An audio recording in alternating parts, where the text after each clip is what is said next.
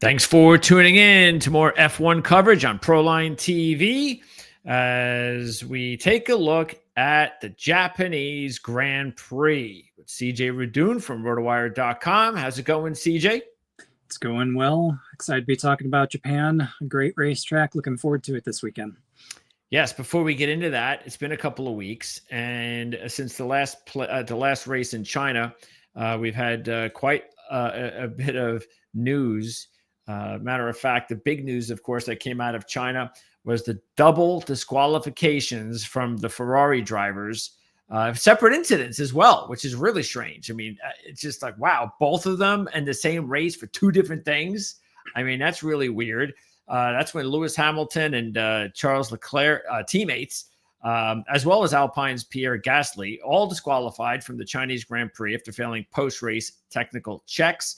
Hamilton's car had a skid plank that was below the requirement. Leclerc's car was underweight. Ferrari issued a statement after the race attributing the weight of Leclerc's car to increased tire wear that was brought about by the one-stop strategy. For Hamilton's skid wear, the team said it misjudged the consumption by a small margin. There was no intention to gain any advantage. We will learn from what happened today and make sure we don't make the same mistakes again. The disqualifications of Leclerc and Hamilton are pretty massive, of course, to Ferrari, a whole 18 points taken away from Shanghai. They finished 5th and 6th originally in the race. Instead, points are 0, and they now leave the team 5th in the championship race after only 2 races this season. Gasly, meanwhile, racing for Alpine, had finished 11th before the disqualification. If anybody wants to know what a plank is or what the purpose of it is, it's for safety. It stops the cars from bottoming into the circuit.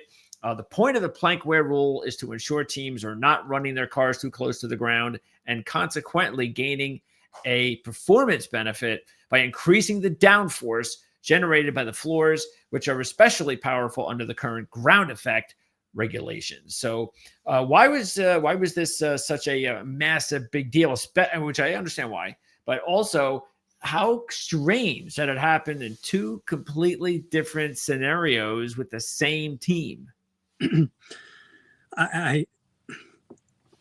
Ferrari is trying all that they can do to create new ways of screwing over their drivers. That's all I can say. Both of these issues are complete missteps by the team, just as we've seen all season. So they've made bad calls on pit strategy. They've had some poor pit stops where the team has messed up. And then here, these are both team issues with ride height as well as misjudging the weight. Misjudging the weight and then blaming it on tire wear from a one-stop strategy is asinine. I think there was video of Leclerc driving off track to pick up grass when on the final lap as well to add some weight to his tires. I mean, come on. That's just ridiculous. It's not like these are new rules. The rules have been in effect for years. These teams are the best in the world. They know exactly what they are doing. They just run the margins so tightly that they end up falling afoul of them. And Ferrari screwed up by not leaving themselves enough of a cushion. And I think in the middle of that race, there was also an incident where Charles Leclerc's drinks bottle was leaking into his seat, and he was sitting in a puddle of water at the same time versus being able to drink it as well. So long story short, the long list of Ferrari screw-ups continues, and until they get that taken care of on the team side, Charles Leclerc and Lewis Hamilton pretty much have no hope of getting top finishes or being able to finish well in the championship, which is terrible for both of them because they've both been excellent drivers, and I think that they could do well if they had they would do well if they had the team behind them, put it that way. What is the biggest difference between when something like this happens in F1 compared to NASCAR? Probably the penalties, I would say. So just disqualification from the race that may happen from NASCAR, but then NASCAR might take the extra step of saying that it's a breach of these rules and therefore we're going to dock you extra points. So not only are we going to take away this race's points from you, but we're also either going to suspend crew members or we're going to dock you some constructors points or team owner points as well. So I think NASCAR becomes a little bit more heavy-handed in order to ensure that teams play within the rule book. Formula One tends to be more isolated to that specific incident. And it's a bigger blow though to F1, isn't it? Because of the competition. Absolutely. Yeah, competition is extremely tight in the middle of the pack. We've seen certainly every point matters, but more so in the mid pack. A single point over an entire season can be the difference of millions of dollars for the team's revenue each year. And to lose 18 is a big blow in the championship. So not only do they have to catch up or actually perform as well as McLaren and Red Bull for the rest of the season, but they've actually got to outperform them by an additional 18 points, which in effect is an entire race, obviously, because China was disallowed. Okay, now let's talk about because Red Bull, things are going great there compared to Ferrari. Liam Lawson's gone already. 2 races. You went away on vacation, CJ, and he came back, and Liam Lawson's gone. Yeah. Just after 2 races and 1 sprint race, Red Bull demotes Liam Lawson. So Yuki, how do you pronounce his last name? Is it Tsunoda? Tsunoda, exactly. Okay, right. so Yuki Tsunoda is now Max Verstappen's teammate. And even though Red Bull knows how to get their car to improve, I guess this is what they feel that Tsunoda gives them a better chance of delivering the information of how they should fix the car. That as well as scoring points. I think Max Verstappen has done wonders in being able to be as competitive as he is. We know that they struggled with the car at the end of actually all of last year, and definitely more so at the end of last year. So there weren't high expectations that they would be able to regain that advantage starting the 25 season. And lo and behold, that's been the case. So McLaren's had the upper hand on them. But Max Verstappen has been right there in tow with them, generally speaking. If you've got Lando or Piastri in first, typically, Max is going to be second or third there. Obviously, George Russell got by him in China, but that's a really good result from Max. Liam Lawson, on the other hand, is basically qualified last. He's finished outside of the points, and as we were talking about with the Ferrari disqualifications, you can't sacrifice a single race worth of points even from one driver, and that's exactly the situation that Red Bull finds themselves in, or found themselves in, with Liam Lawson. So for me, the question is not about why or were they right to pull the trigger on Lawson so quickly. I think that's the right decision. The question for me is, why did they bring Lawson in the first place when they had Tsunoda? They could have brought Tsunoda in.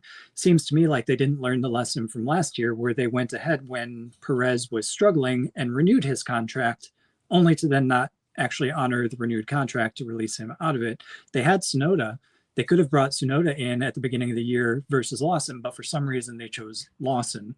So in one respect, they're getting faster with their decision making, which I applaud. So Lawson shouldn't have been there, but I still question why Lawson was there to begin with and not Tsunoda.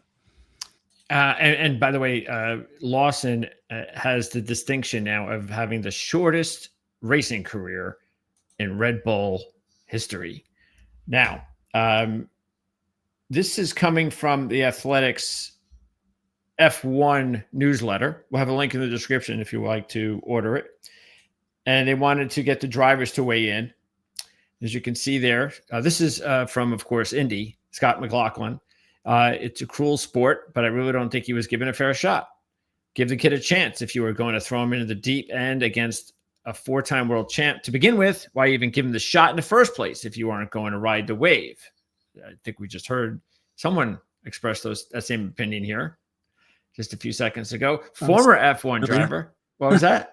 Sounds slightly familiar. Yeah, slightly. In my opinion, this comes closer to bullying or a panic move than actual high athlete achievements. They made a decision fully aware, give Liam 2 races only to crush his spirit. And oh, by the way, look who liked Vanguard's post. Max Verstappen and 189,000 others. So the intrigue within the Discord of Red Bull continues. Is Max Verstappen going to renew his contract with that team, or does he have criticisms that are going to force him to leave? Interesting. Now, they asked for the thoughts of the readers. How do you feel about Red Bull replacing Lawson after just 2 races? And 57% said it was too harsh too soon. Second place was very tight. They made the right call. To others, please explain. And only 5%, I'm not sure, too early to say. So here's some of the critique here. Most of you felt 2 races was an absurdly short evaluation period. As one reader eloquently put it, I never would have married my wife if she dumped me after 2 dates. Can't argue with that logic. The car is the problem. Red Bull continues to blame the driver instead of designing a car that's drivable by more than one racer. Unforgivable arrogance. Should have been Yuki all along. Again, I think we heard that here. I think Yuki should have been chosen for the Red Bull seat, but that doesn't mean this is fair at all to Lawson. The Max factor. Max is a once-in-a-generation talent. Is their plan to just keep shuffling and hope they get lucky at some point? And there's a whole bunch here. Let's see. My vantage point. There are actually. So yeah. So what about the whole Max thing? I mean, because this is, this is something that is just kind of familiar. I've seen this before, like in other sports, and it's almost like, I don't know. It's almost unforgiving because you've had years of the best driver in the sport, years to set him up with anybody that could just be, pretty good, serviceable. Maybe they thought they had that. I don't know, but it's just mind-boggling that they haven't been able to figure that out. It is very head-scratching. I think they have a long history of, the controversy with Daniel Ricciardo. You could go back to that. I think Ricciardo was very much a serviceable driver that they put out to pasture. I think they've got a great, feeder system where Tsunoda's coming from with Racing Bulls and Toro Rosso before that, and whatever the iterations of the team were before. So it's not like they haven't had a stable of great drivers to choose from. However, going all the way back, Perez, I questioned why they signed Perez to begin with. I questioned why they signed Lawson to begin with. Lawson, I completely agree. It's unfair to him as a driver. If you've made the decision that he's going to be your guy, you got to give him more than 2 races. But at the same time, you can also ask, why didn't you choose Tsunoda when he's proven himself and he's been in the organization? You know him. Why not give them a chance to step up, and some of your other drivers that have been there in the past? Well, why do you think? Is there a reason you think they did that? I don't know that there's a reason behind it that at least that I can see or be aware of or rationalize. So like, there's nothing that I can see with what data and what information I have to me that would point me in another direction. So it's a head scratcher to me why those decisions were made.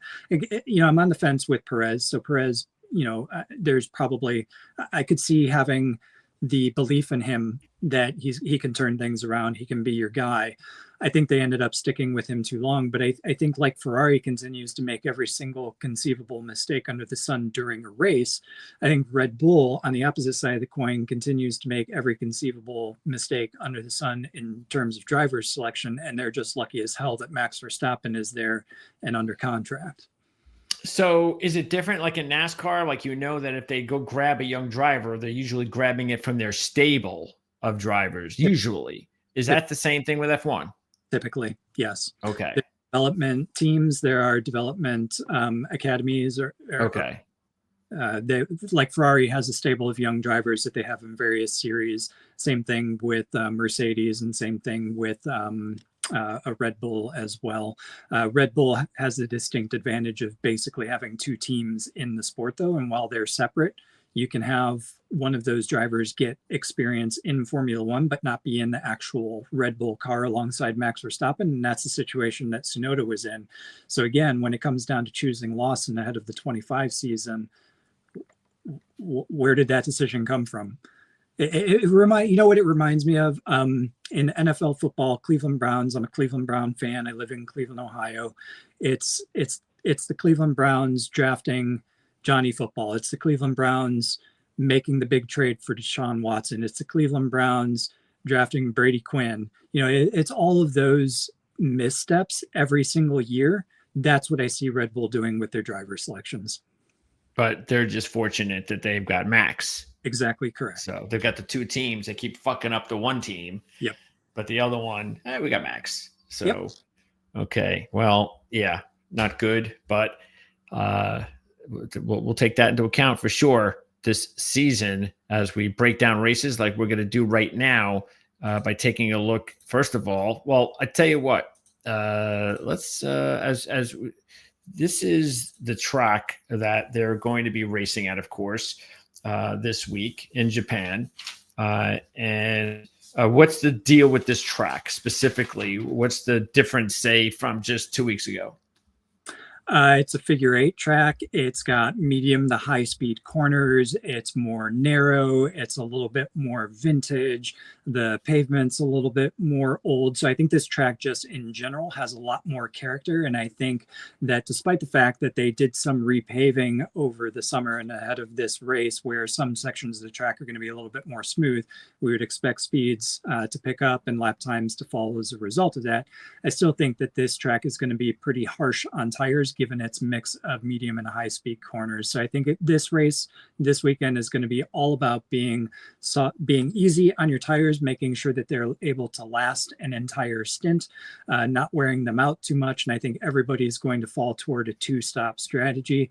You're not going to have as much opportunity to go off strategy and try something new like Leclerc did with the 1-stop and ending up getting disqualified because of weight. I think everybody's going to be on the 2-stop strategy this weekend. So it's all going to be about the car, which, foreshadowing again, what team has been best on their tires in the 2 races so far this season? It's been McLaren. And can weather come into play historically here? Yes, it can. Usually that's more in the fall race. This race typically had been in the September, October timeframe, which is a rainy season over in Japan or in this neck of the woods. It has since moved into the April timeframe. They moved it forward starting last year. So it's a little bit cooler, a little bit less opportunity to get dumped on rain-wise.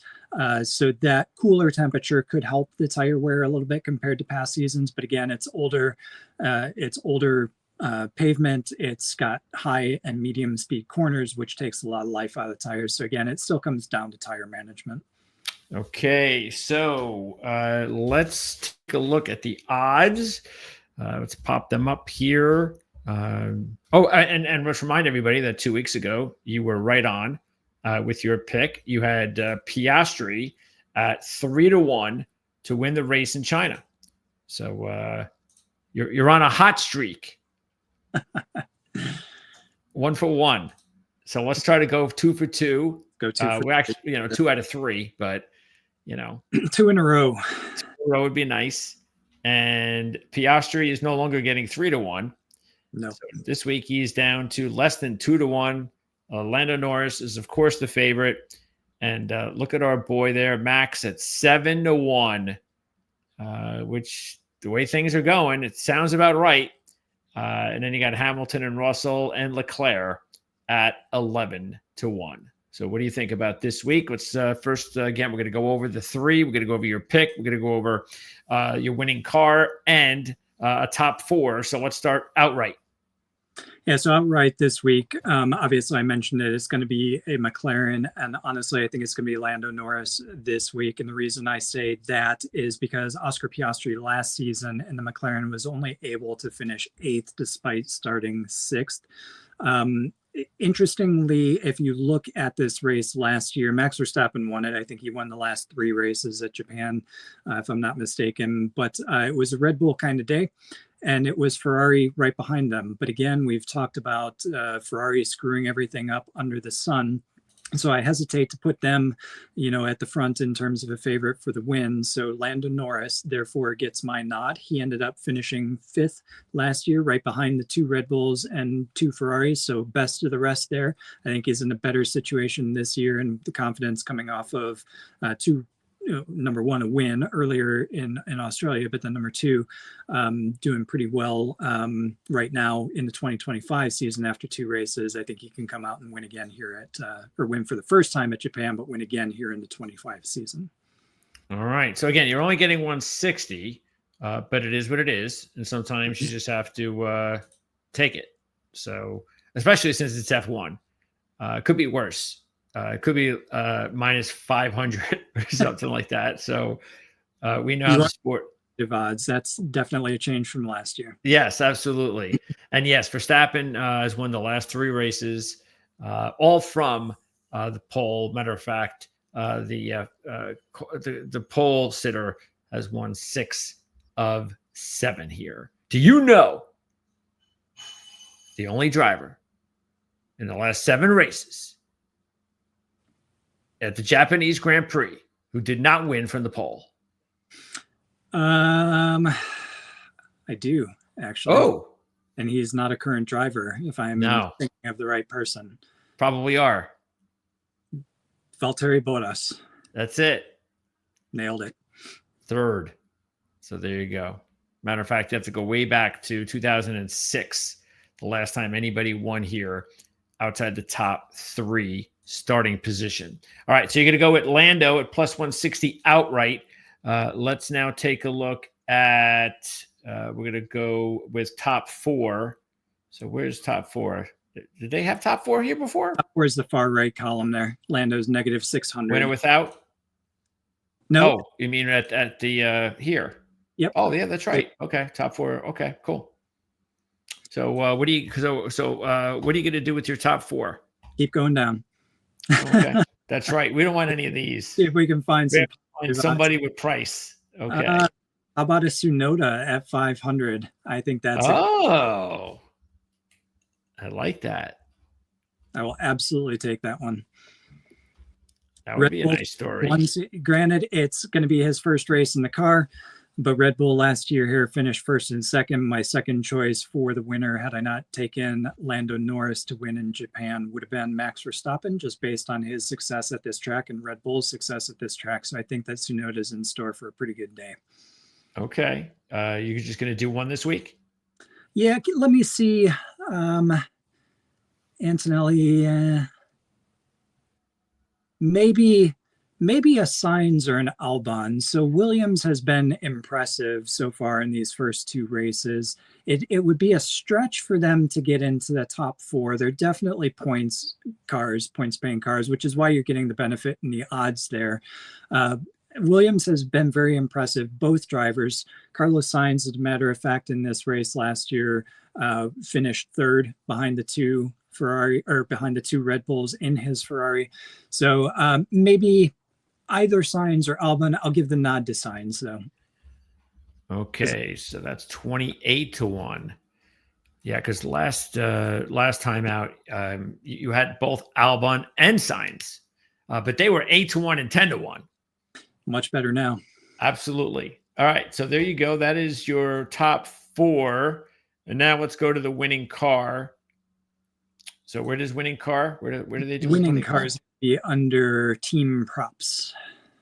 Okay.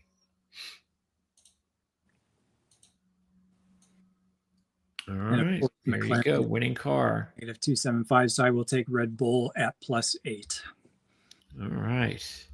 So basically, you're getting an extra point instead of going with Max. You're getting, and hey, you have Tsunoda in the top 4, so it makes sense to go Red Bull. So, okay. And any particular reason why Red Bull over the rest? Well, McLaren, of course. Yeah, McLaren, obviously negative odds. I still think Ferrari is going to find a way to screw up their drivers.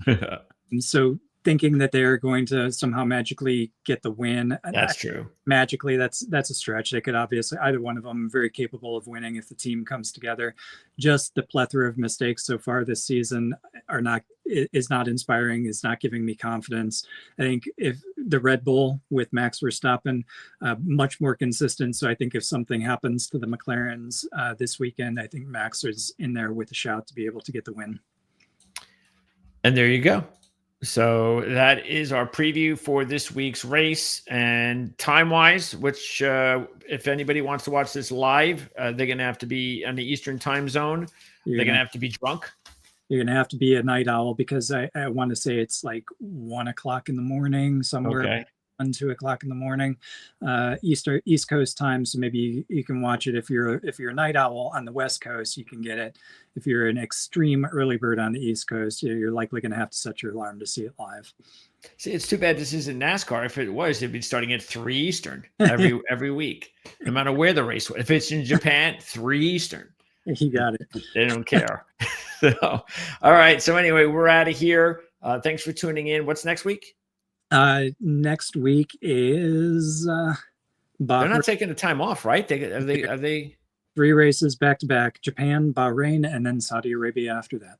And then time off a week and in Miami. Correct. Okay, sounds good. So anyway, let us know what you think. Questions, comments, subscribe if you never want to miss these. Don't forget our NASCAR show, our preview this week as far as the race at Darlington. You can check that out. Link will be in the description because that's already going to be posted on the channel first. And subscribe, like, and share. All that's really awesome. We really appreciate you supporting the channel. And we'll see you again next week.